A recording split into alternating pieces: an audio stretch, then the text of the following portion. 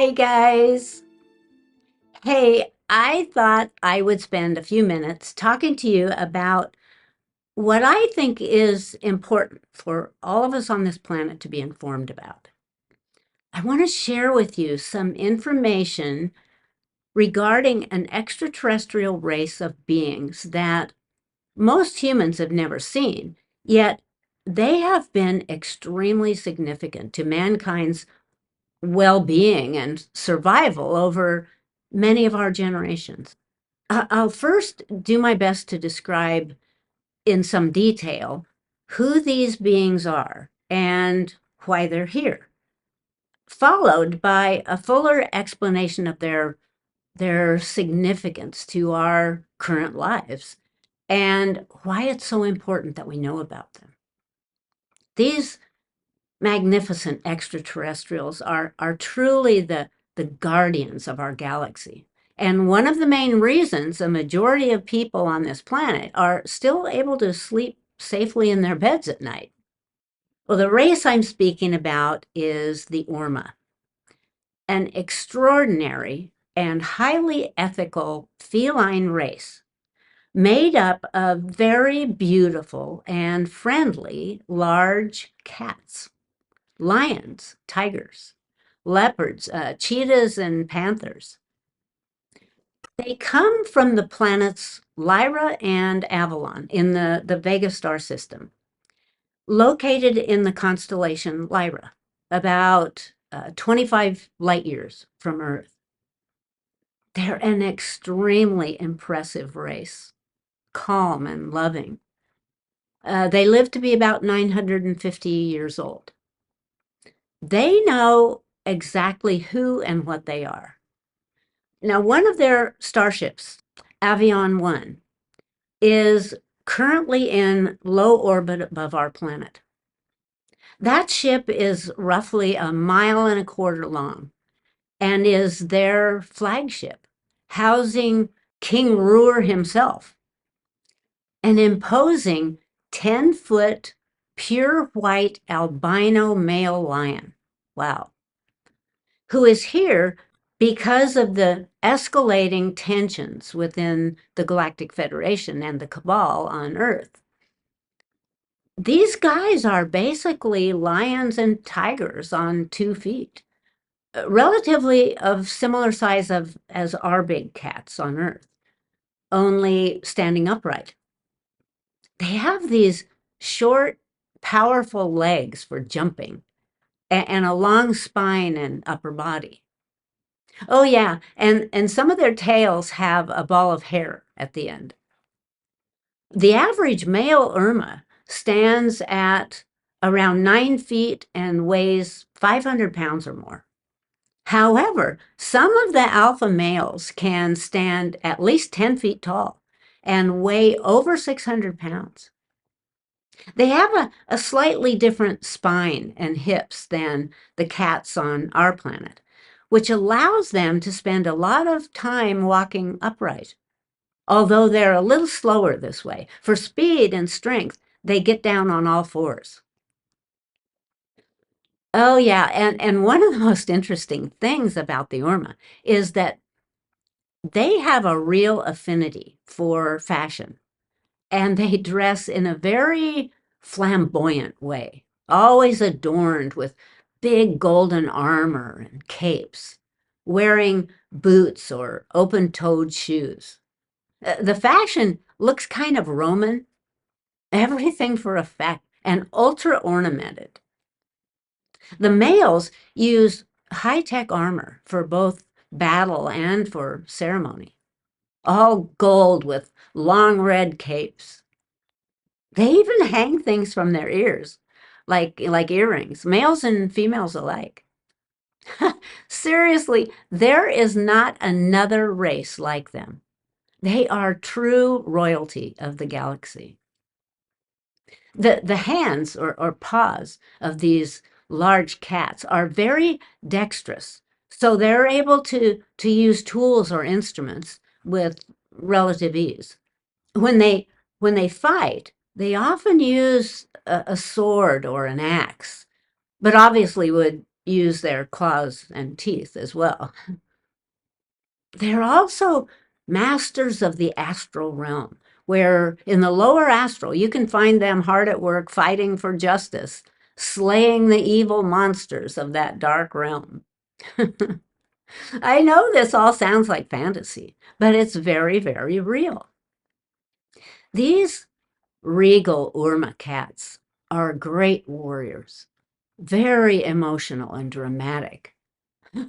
Imagine seeing a legion of these huge, stately male lions and tigers carrying shields and swords, dressed in full military attire with their shiny golden armor and red capes. Ha! This would, without any doubt, be enough to back down the fiercest of rivals. They're defined by being bold and fearless, and with huge egos, as they know no one can defeat them.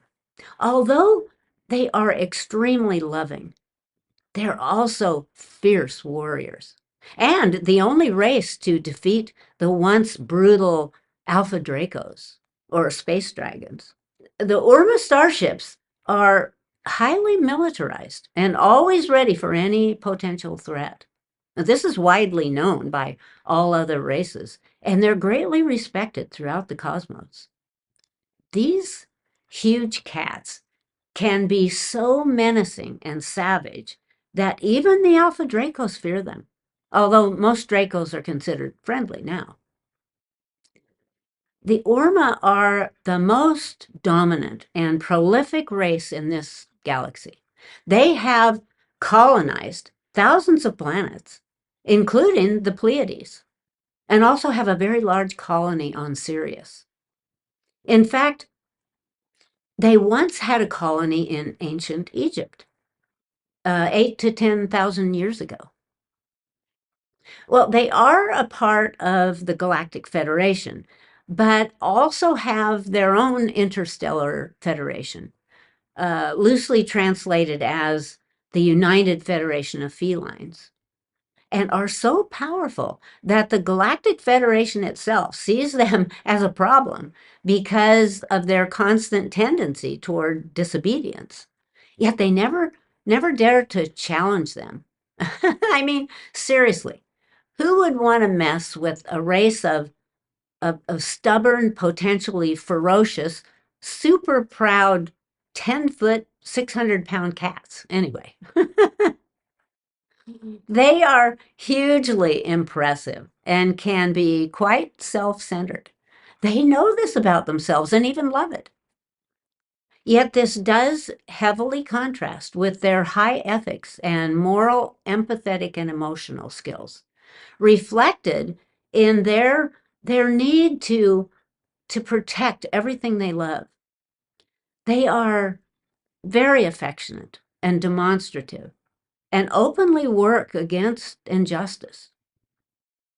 Very much like our little house cats, the Urmah are furry balls of love, but in the body of a huge lion or tiger.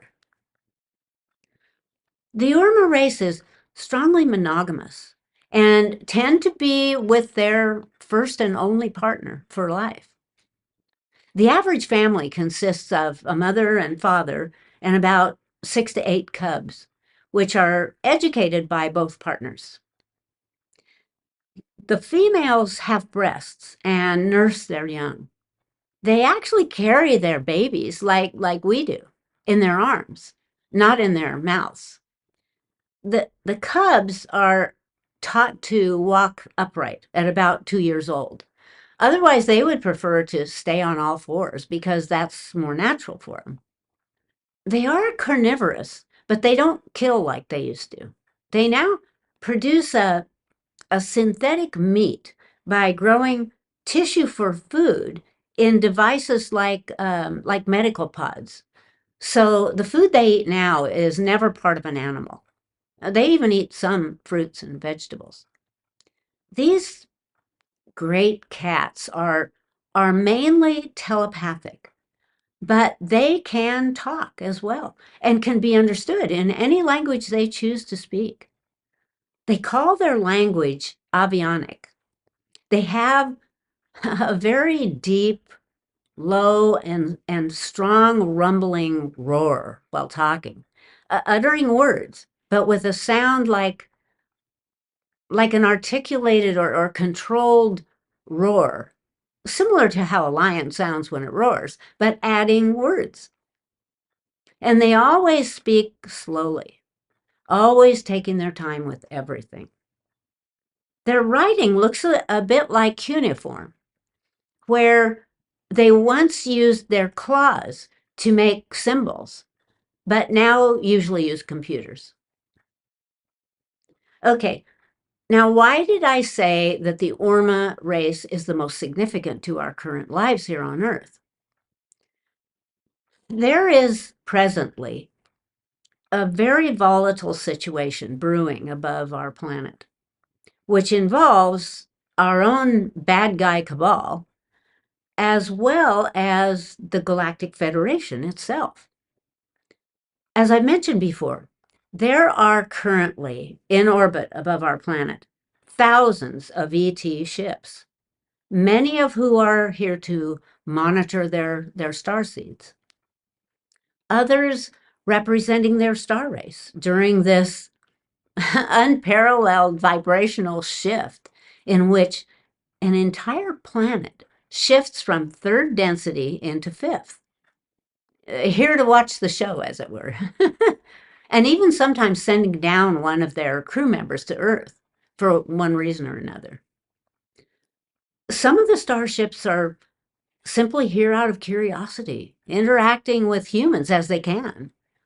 Other starship crews are here as friends, overseeing and guiding mankind as they can, channeling through information and instruction or counsel, some warning of the dangers of the deception behind transhumanism and artificial intelligence, attempting to impress upon these naive humans how the misuse of AI has brought down many former enlightened societies and timelines, wiping out entire civilizations that will then require a complete planetary reset. In some ways, similar to our planet's fall of Atlantis and Lemuria. Well, besides the Urmah, another dominant extraterrestrial race are the Taygetan Pleiadians, with whom they have had a long-time treaty. These two ET races, among others, for some time now, and with very good reason, have suspected that the so-called Galactic Federation does not truly have humanity's interests at heart. They strongly feel that it has been compromised, infiltrated by evil forces, including dark members of the Cabal, which controls Earth, and that the Federation is now acting in cooperation with those dark entities. When confronting the Federation, the Urmah have discovered that it's nearly impossible to get a straight answer from them. And this lack of transparency to their ultimate goals and plans for Earth has become more than suspicious.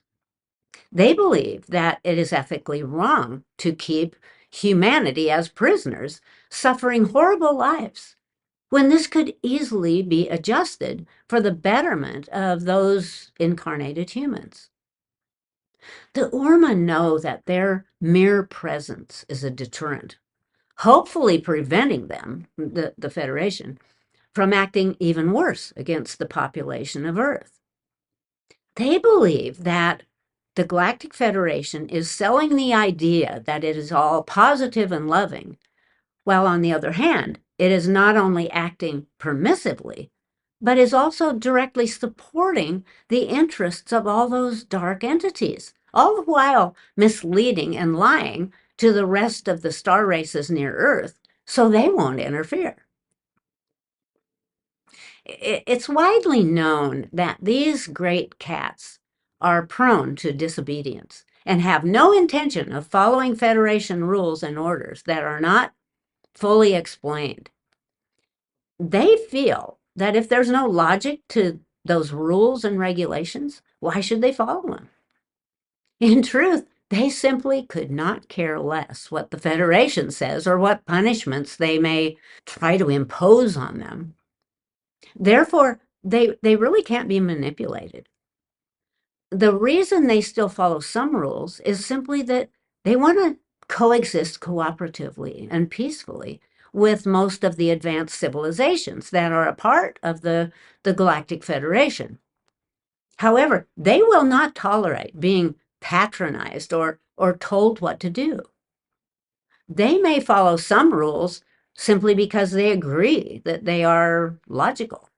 If not logical, then they turn to their own superior ethics. They are always direct and transparent and say what they think.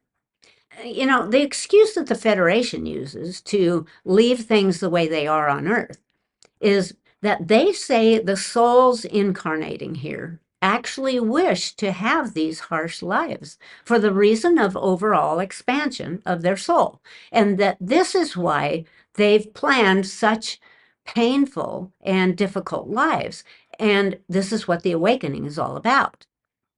Well, the Urmah feel that this is manipulative nonsense and suspect foul play because the Federation is continually breaking its own rules of the Prime Directive. It's felt by these benevolent races that at least part of the Federation has been infiltrated by evil Orion forces, manipulating the minds of the human populace at a mass level. The Urmah are also very concerned that this growing malevolent behavior is happening such a short distance from their own home, and they strongly disagree with what's going on. Their own King Ruhr is young and is here facing these strong difficulties and gaining experience in hard diplomatic challenges while honoring the treaty that they have with the Taigetans and the Alcyon Council.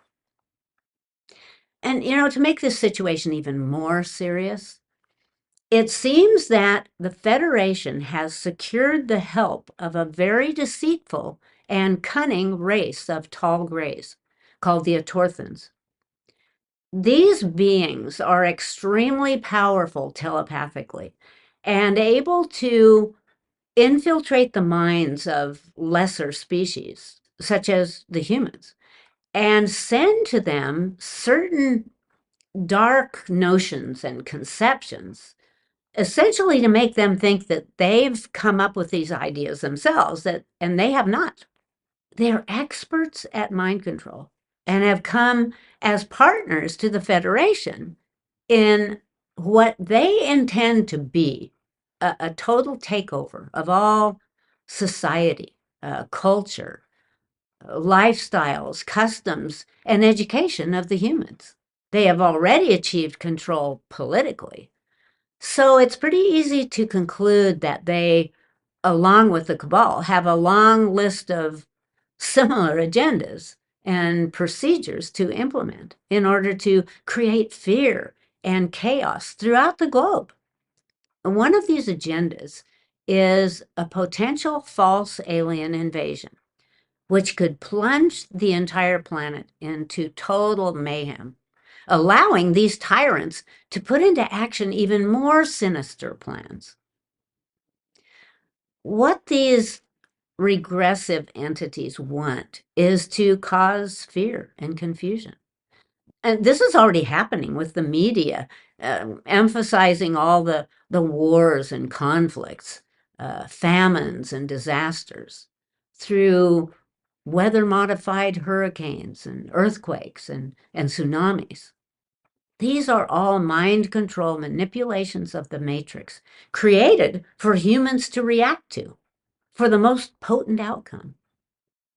These tyrants want to alter the human DNA through the emotions of panic and terror. And they know that the strongest emotion is fear. This is why the most important work anyone can do in this life, especially now, is to get over their fear. Well, very aware of the trouble brewing, The Urmah, along with the Taygetan Pleiadians, are heavily militarizing. Although it's their conclusion that it is the Federation and the Atorthan mind control that is manifesting and causing everything negative happening on Earth, the reason they have not yet chosen to take military action against the Federation is that this would be seen by those on Earth as an invasion, not a rescue. This is actually what the Federation wants, because this way they could legitimately retaliate, essentially wiping out the human population along with any ET races who might intervene. With all this in mind, the Urmah and the Taygetans have actively formulated and planned out a potential worldwide intervention should it be necessary. And what would make that necessary would be any ongoing negativity or harm to humans or any of their starseeds. They love humanity and are heavily protective of their starseeds and demand that no harm ever come to any of them. So they are ready to implement this plan at a moment's notice if they feel the need. Well, one of these main features of this plan includes the Urmah's ability to completely neutralize any and all military or nuclear weaponry and hardware and explosive devices focused on Earth or on them. This would be the initial approach, and in a matter of hours, all threat toward them from enemy craft or the Earth's military would be completely shut down. And then this would open a window of opportunity for a potential discussion before carrying out anything more drastic that might harm innocent people. A second approach would be that once they had the attention of all of humanity and the other starships, they would then take over all mass media from all sectors of the planet, above and below, informing the entire population of Earth of the blunt and unvarnished truth of everything that's been going on. They would then form a cooperative alliance with all ground defense, like military and police forces, to help maintain control and to avoid any unnecessary conflict during this transition. They would proceed to guide the humans into forming a peaceful, holistic society while continuing to solve any problems as they might come along. It's the Urmah's greatest wish to guide, not to oppress or cause separation between people. So, as it is seen now, their plan would proceed in one of those ways, or a variant of them.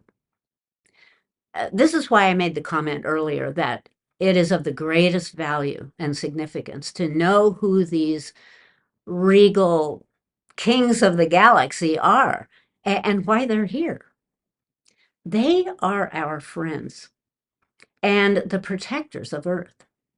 The way they might put this is, it's always important to know who the bad guys are, but just as important to know who the good guys are.